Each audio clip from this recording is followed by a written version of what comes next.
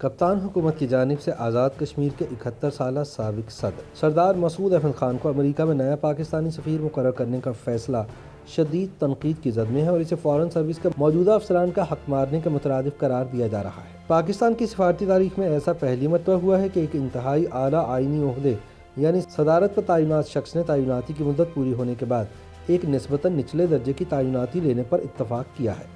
تاہم مسعود احمد خان کے قریبی ذرائع کا کہنا ہے کہ انہوں نے ملک کی خدمت کے جذبے سے سرشار ہو کر صدر آزاد کشمیر کے اعلیٰ عہدے پر فائز رہنے کے بعد اس قدر نچلے درجے کی تعیناتی کو قبول کیا ہے۔ یاد رہے کہ واشنگٹن میں پاکستانی سفیر اپنی طے شدہ مدت ملازمت مکمل کر چکے ہیں اور ان کی جگہ ایک ریٹائرڈ 71 سالہ سفارتکار سردار مسعود خان کو تعینات کیے جانے کی اطلاعات ہے۔ مسعود خان کی واشنگٹن میں تعیناتی کا جواز دینے والوں کو کہنا ہے کہ سابق ماہر سفارتکار اقوام متحدہ کے جنیوا اور نیو یارک کے دفاتر میں پاکستان کے مستقل مندوب کی حیثیت سے کام کر چکے ہیں۔ اپنے طویل سفارتی کیریئر میں وہ بیجنگ جیسے اہم دارالحکومت میں بھی بطور سفیر اور وزارت خارجہ کے ترجمان کی حیثیت سے ذمہ داریاں انجام دے چکے ہیں۔ ان کا کہنا ہے کہ مسعود خان کی قابلیت دیکھتے ہوئے ہی انہیں وزارت خارجہ میں ریٹائرمنٹ کے بعد بھی مدت ملازمت میں کئی برسوں تک توسیع دی گئی تھی۔ بتایا جاتا ہے کہ اسٹیبلشمنٹ کے ساتھ خصوصی تعلقات کی وجہ سے قسمت کی دیوی ان پر ہمیشہ مہربان رہی ہے اور اس لیے ان اہم سفارتی ذمہ داریوں سے فراغت کے بعد انہیں آزاد کشمیر کے صدر جیسے اہم اور حساس عہدے کے لیے بھی منتخب کیا گیا۔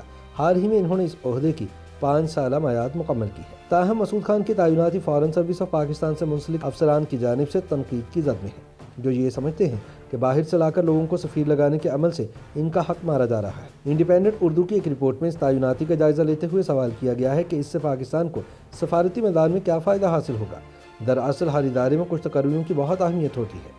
وزارت خارجہ کے چند ہی سفارتخانوں کو مرکزی اہمیت حاصل ہوتی ہے، لہٰذا وزارت خارجہ کے افسروں کو بھی امید ہوتی ہے کہ انہیں بھی 30 سال کی محنت کے بعد ان اہم سفارتخانوں میں خدمات انجام دینے کا موقع مل پائے گا۔ لیکن سردار صاحب کی واشنگٹن میں سفیر کے عہدے پر تعیناتی پر رضامندی کے بعد کم از کم 3 سال تک تو وزارت خارجہ کے کسی حاضر سروس افسر کی وہاں پر تعیناتی ممکن نہیں ہوگی۔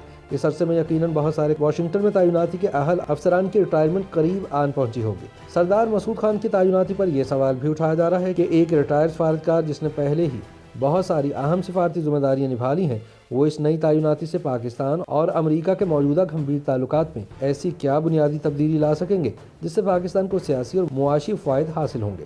سوال یہ بھی ہے کہ مسعود خان پاکستان اور امریکہ کے درمیان وہ فاصلے ختم کرنے میں کامیاب ہو جائیں گے جن کی بنا پر صدر جو بائیڈن وزیر اعظم عمران خان کو فون تک کرنے کے روادار نہیں۔ سیاسی تجزیہ کاروں کا کہنا ہے کہ پاک امریکہ تعلقات میں باہمی مفادات کے ٹکراؤ کو دیکھتے ہوئے یہ امید بے جا دکھائی دیتی ہے۔ ناقدین کا کہنا ہے کہ دو ممالک کے تعلقات میں اشخاص کی ذہانت اور سفارتکاری ایک حد تک اپنا کردار ادا کر سکتی ہے، مگر تعلقات کی ساری جہتوں کا نہ تو ایک شخص احاطہ کر سکتا ہے اور نہ ہی انہیں حل کرنے میں کامیاب ہو سکتا ہے۔ اسلام آباد کے سفارتی حلقوں کا بھی یہی کہنا ہے کہ تعلقات کی بنیاد ریاستوں کے قومی مفادات پر قائم ہوتی ہے۔ اگر ریاستوں کے مفادات آپس میں ٹکرا رہے ہوں تو سردار صاحب جیسے کئی ماہر سفارتکار بھی صرف اپنی شخصیت، تجربے یا ذہانت کے بلبوتے پر ان میں کوئی انقلابی تبدیلی نہیں لا سکتے۔ ان کا کہنا ہے کہ اگر فیصلہ ساز یہ سمجھتے ہیں کہ سردار صاحب کے کشمیری پس منظر کی وجہ سے امریکہ کشمیر کے معاملے میں ہماری بات سنے گا اور ہمارے موقف کو بہتر سمجھتے ہوئے اس کے حل میں ہماری مدد کرے گا تو اس سے بڑی خام خیالی اور کوئی نہیں ہو سکتی۔ ناقدین سوال کرتے ہیں کہ کیا مشرقی تیمور اور جنوبی سوڈان نے کوئی ماہر سفارتکار بھیج کر امریکی ہمدردی اور مدد حاصل کی جس نے ان کی آزادی کی راہ ہموار کی؟ اگر صرف ماہر سفارتکاری ان تنازعات کو حل کر سکتی ہے تو فلسطین اب تک ایک آزاد مملکت ہوتی۔ اس لیے اگر کشمیر کا مسئلہ حل کرنا امریکی مفاد میں ہوا تو یہ قضیہ کسی ریٹائرڈ سفارتکار کی مہارت کے بغیر بھی حل ہو جائے گا۔ یاد رہے کہ حکومت اقتدار میں آنے سے پہلے اداروں کی مضبوطی کی باتیں کرتی رہی اور وزیر اعظم عمران خان اپنے خطابات میں آج بھی اداروں کو مضبوط کرنے کا ذکر کرتے ہیں، مگر سوال یہ ہے کہ کیا ایسی تعیناتیوں سے ادارے مضبوط ہوں گے یا کمزور؟ واشنگٹن میں سفیر کی تعیناتی اسٹیبلشمنٹ کی منشا کے بغیر نہیں ہوتی، لہٰذا یہ یقینی بات ہے کہ حکومت کے علاوہ اس تعیناتی میں اسٹیبلشمنٹ کا بھی کردار ہے۔ لیکن سوال یہ ہے کہ کیا اس طرح کی تعیناتیاں فوجی اسٹیبلشمنٹ کو اپنے ادارے میں قبول ہوں گی؟ یقیناً نہیں۔ اس طرح کی بیجا تعیناتیاں وزارت خارجہ کو بحیثیت ادارہ کمزور کریں گی اور اس کے افسروں کے حوصلے پست ہوں گے۔ لہٰذا ناقدین کا کہنا ہے کہ وزارت خارجہ جیسے اہم ادارے کے تحفظ کے لیے ایسی غیر ضروری تعیناتیوں کا راستہ روکنے کی ضرورت ہے۔